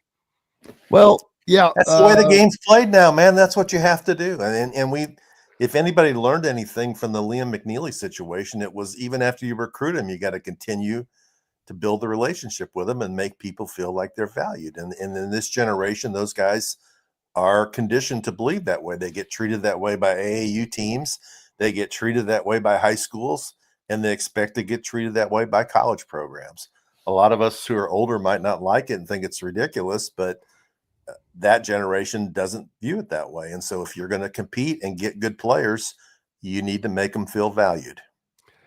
Mike Woodson just had this elitist opinion, though, to me. He was lazy, and he thought he was Bob Knight. He knew how Bob Knight was able to do it, but one thing I guess he did not realize, Bob Knight hung 3 of those 5 banners that are hanging in Simon Scott Assembly Hall, and could have hung others in addition to, 10 or 11 Big Ten titles. Yeah. You got to have the juice. And Bob Knight, as the culture and as the world changed, though, I mean, and his players wanted to be treated that way, Bob Knight was not as successful winning because he wasn't good at retaining players. And Mike Woods is not the coach that Bob Knight was. He never was, never will be. And I find it fascinating for any of the Mike Woodson supporters, and there aren't really that many of them, there have been several NBA jobs that have opened, a bunch of college jobs that have opened, and I have not heard his name connect with any of the jobs. Anytime I hear someone ask, where's Mike Woodson going to end up? I just laugh. I'm like, where the hell do you think he's going to end up? The same place he was before he was going to coach Indiana. Nobody wanted him. Nobody was beating his door down. Who's beating his door down now? Nobody. Quinn Buckner can't offer him a job now. Maybe he'll go to work for the Pacers broadcast team as a. I think he's probably done well enough that he can play golf. He's done well enough at Indiana. Hell, they're paying him $8 million to not coach. Yeah, I don't think we've ever seen the total final settlement yet. Aren't they still negotiating it? At least the way it's going to be paid or whatever. But I would not see him negotiating it down in any way like Tom Allen did. Just because of I mean, Kenny Payne negotiated it down briefly here to get the money quicker. That's the only way. If you need the money quicker, you might have to take a little bit less. But I don't think he needs it. No, I don't think he does either. So he's gone now. Move on to the new coach. And speaking of Kenny Payne, Louisville, Kenny Johnson, former IU assistant, Louisville assistant, now back in Indiana. That was surprising to see for me a little bit, but he was successful as a recruiter, no doubt. Yes, he was. He was very instrumental, I think, in the recruiting of James Blackman Jr., Thomas Bryant, Noah Vonleh, maybe. I'm not sure about Noah Vonleh, maybe. He was in there. OG Anunoby. Oh, that was McLean, OG Anunoby. But yeah, he was involved in a bunch of them. So, and I'll tell you one thing. The best player Rick Pitino had in his whole run at Louisville was a Kenny Johnson player, Donovan Mitchell. And that was a huge recruitment. So, yeah, he's connected to guys on the East Coast. I was actually surprised that he left Georgetown because he's from the Maryland area to come back to Indiana. But I like Kenny. I got to know him when he was at IU, and then he was here with Rick Pitino. And he is somebody who would drive to Greenfield, Indiana 4 nights a week if he had to, if it meant he was going to get the best player in the state of Indiana. You mentioned Braylon Mullins. Who is this Braylon Mullins you spoke of? Oh, yes. The guy who lit it up all summer long on the AAU circuit, who was probably earmarked for Indiana, but somehow it was UConn, but you let a guy who obviously has personality in Danny Hurley. You know, he's going to come in there with all that energy and letting that sparkle off the diamonds from that freshly minted national championship ring talk. And it does talk, no doubt. He's putting guys in the NBA. Mike Woodson has put a couple of guys in, but they were guys that Kellel Ware, you got to give him credit because I guess out at Oregon, he said that they didn't have a motor, yada, yada. Trace Jackson Davis, I didn't think he was going to make it, but it was just the big men. Jalen Hutchefino was already Jalen Hutchefino. There was no talent developed, but I consider developed. Trace Jackson Davis was already on his way. Kellel Ware, you got to give him some credit for, I guess, but it's because he got all the attempts, the touches, because that's how the offense ran. Yeah, I mean, he did some good things with those guys. There's no doubt about it. And he had some big wins. He went 4-4 against Purdue. He did some good things, but the recruiting part of it was, I mean, not good. Not good at all. They went after some big name guys and whiffed on almost all of them. The one big name guy from out of the area that they had, they let him. They just made him mad and watched him go to UConn and have a great year. And they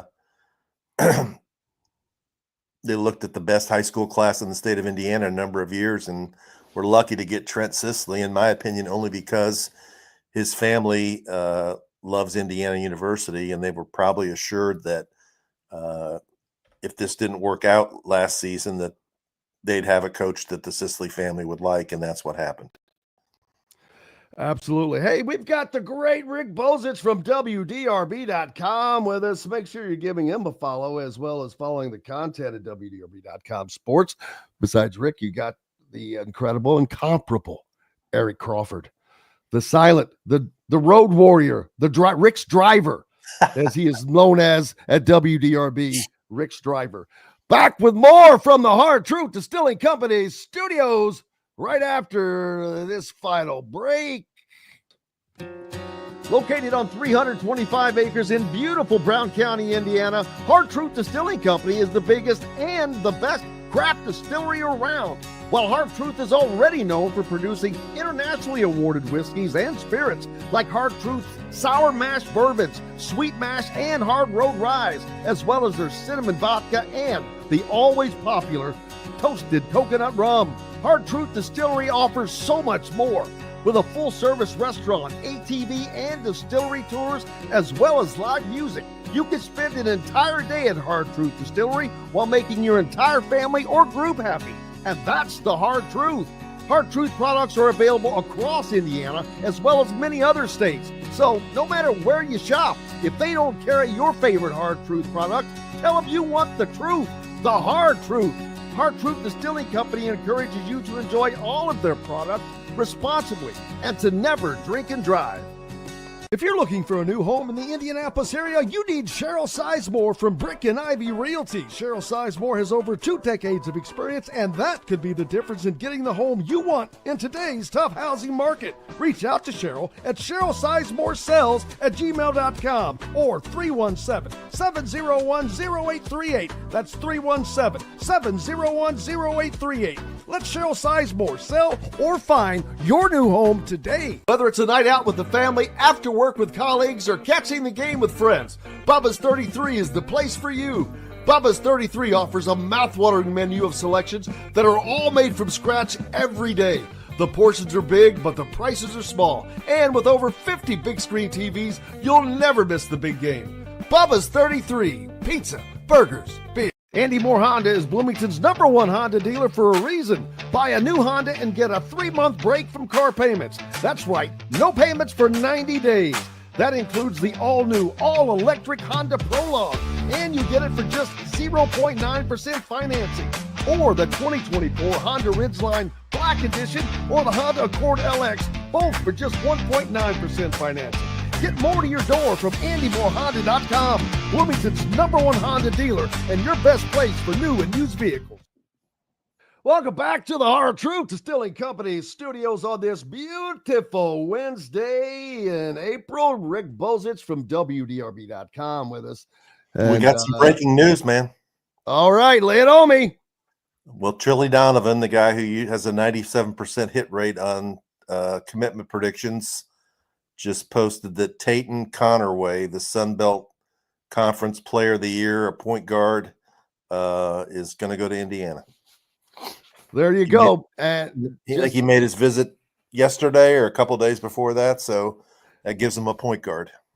Just as I talked about the commitment of Lamar Wilkerson, I'm not saying that he is the draw, but it's the fact that he was a top want by everybody in the portal, and Indiana got him. They beat Kentucky. That has to carry weight. So now you got like they're seeing the team start to take shape, and they're like, hey, I want to be a part of that. And I think we'll see more of that. But what happens when you get to so that would give them, we'll stick with the 6 right now, and we'll leave Lee Goody out. So that would just give them 6 players. They need 3 or 4 more good players to form that 8 to 9 man rotation. What happens after you hit those 9 guys? How tough is it? Are you just going to take some guys that the people are chasing him are not as good as your program? I mean, because you're going to have to fill in 5 or 6 spots with guys that you're probably not going to rely on much at all. I mean, you're going to have to make good decisions on guys who will accept their roles and be part of a culture. And I've said this before. That's the one thing I think that, both Mark Pope and Pat Kelsey did great at Louisville last year. They created really good cultures where the guys who were the 7th or 8th man were good at being the 7th or 8th man and didn't sulk or pout that they weren't playing more or act disengaged. And they did it the way where, they had 3 or 4 guys that played the majority of the minutes, and then the other guys were role guys, and some guys didn't play at all. Whereas Pope did a little bit differently. He spread the minutes more evenly, and they had more injuries and ended up playing 10 or 11 guys. So you just have to make a good decision on more than just the basketball skills of the players. You have to make a decision on the personality of the players and that they will fit into a team environment. And I don't know. I still think they should try and find a high school kid who's decommitted somewhere and try and bring a guy in that they can sort of work on and develop so that you have a more of a foundation for the going forward and not just have to look, be 10 portal guys again. Yeah, you can't do this every year. I talked about that. That's why I talk about the guys you're bringing in. They cannot be all guys that have 1 year of eligibility left, man. You've got to have some guys that you will hope to have to stay with a combination of success, playing time. NIL should be fine. And it sucks that I would like to see more 2-year deals personally by guys. You can do that. That's been there to be able to be done since Nigel Pack. His deal was a 2-year deal, but nobody does that now. And I get it, because all you have to do is use last year to this year as an example. The money has more than doubled. Mm-hmm. Yeah, I agree. And what you have to do is also have success this year. So next year, more people will pay attention to you. And you can, when you're already there, I mean, a lot of these deals they're put in motion in January. I mean, people start knowing who's disgruntled or who's looking around, or you see a guy on another team and say, hey, I really like that guy, have him next year. And you find out who his agent is and see if he's interested. I mean, I think some of this stuff is done in advance. But I guess I'm going to look at it this way, in that when you look at DeVries and you look at Wilkerson and you look at Bailey and possibly Goody, and it's going to be a different kind of Indiana basketball than we've seen since the Crean era, when they had, Zeisloff and Hulls and bunch of guys, Verdell Jones, guys who could make threes. You're going to have a team next year that's going to actually prioritize shooting 3-point shots and shoot them proficiently. You're going to have that, because that's the kind of players that he's recruiting. And if he can find a couple of good, solid big men who can defend the paint and, rebound, make it more interesting. And in some ways, I think that, they've got a chance to change the dynamic in the Big Ten, because when you look at the Big Ten, Michigan State doesn't play that way. Purdue doesn't really play that way.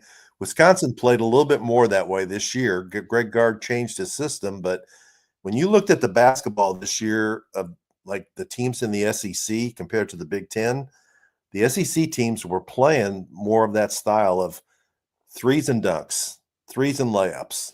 All the other stuff, not important. Don't be taking these mid-range shots. And I think that's what DeVries is going to do. And, maybe he's got a chance to find an inefficiency in the Big Ten and take advantage of it with a team that's really prolific and emphasizing the 3-point shot. And that's why I think that the product is going to be just more fun, period. But it is going to be a modern game. And it's going to be more attractive to more players in the future as you go on. The funner the game is, the more they're going to want to come, because the other stuff is there. The NIL, it's there. I go back to the early Patino days. He was one of the first guys to really embrace the three-point shot, not to as much as it is now, but when you'd watch his Kentucky teams and they would get on a run of hitting 2, 3, 4 3-point shots in a 4 or 5 minute stretch, the crowd goes crazy. We've seen it at IU. If you ever have a game when a team hits 2 or 3 shots in a row, you really get the crowd's feed off that. And I think the Indiana fan base has been so starved for watching an entertaining offense that if they see this team play that way and they have success, the place is going to be filled, and the atmosphere is going to get back to the way it used to be. And I said that earlier, that Assembly Hall, amazingly enough, Indiana fans they've been there no matter what, through all the crap. I mean, at the end of Archie Miller and at the end of Mike Woodson, they were tired. Everybody was tired. Who wasn't tired? Hell, the team was tired. Everybody was tired of the crap. You can only take it for so long, but they were still there. Well, people were cynical. I mean, Woodson said he was going to change the way they played, and a lot of people didn't believe it in the first place, and the ones that did gave him a chance to show it, and it wasn't changed. I mean, he finally changed it this year after they were losing and went with a lineup that had Goody and Leal. That happened, but he was forced to do that because that's when Renew got hurt. But he said he was going to do it before the season, and he had no intention of doing it. Nope. You know, I mean, that's what I think annoyed a lot of people, of like, don't lie to us. It's not a stupid fan base. And they can look around and see. It was obvious during the NCAA tournament when you watch the teams that played a different way. It's a whole different brand of basketball. And it's the modern game. You might not like it, but it's the way the modern game is played. And Indiana was not playing the modern game. What is up next for you, sir? Oh, I'm starting to get ready for Derby stuff. I'll probably head out to Churchill Downs. We'll be 2 weeks away from the Derby on Saturday. NFL draft next week. Obviously, Louisville's got a couple of players who should be taken no later than the second day, and quarterback Tyler Shuck and defensive lineman Ashton Gelati. I'll be interesting to see where Curtis Rourke goes. He'll probably be a third day guy. I know IU has a spring game tomorrow, so a lot of stuff going on. Tons of it. And yeah, I did not realize the Derby was just 2 weeks away, man. Yep. Obviously, the trip to Keeneland didn't work out for Lamar Wilkerson. I guess he didn't have a winner, baby. Got to send in my credentials. I'm going to leave that one alone. I wonder if they tried to get him to be a jockey and ride one. That would have been something. It's dangerous work, Jim. Dangerous. It is, absolutely. Rick Bozich, the captain from WDRB.com. Make sure you're giving him a follow, keeping up with his content. It is all spectacular. Thank you, my friend, as always. All right. Thanks, Jim. Have a great week. You too, sir. I'll see you soon. That's going to wrap it up for us today from the Hard Truth Distilling Company studios. Another fun day. It's always fun with you guys. We couldn't do it without you. Grateful for each and every one of you. Back tomorrow to do it again. Hopefully this voice holds out. Feels like it's going south on me, but appreciate you guys. Go out and have yourselves a great day. We're back tomorrow ahead of Indiana's football spring game tomorrow night, and we'll have a post-game show from that for you as well. Until then, I'm Jim Coyle. I will see you on the radio. Thanks for listening to Indiana Sports Beat Radio. Be sure to subscribe to our YouTube page for more clips and team coverage of Indiana basketball, football, and more. You can also find full episodes and tons of other content on thehoosier.com. We'll see you next time for another edition of Indiana Sports Beat Radio.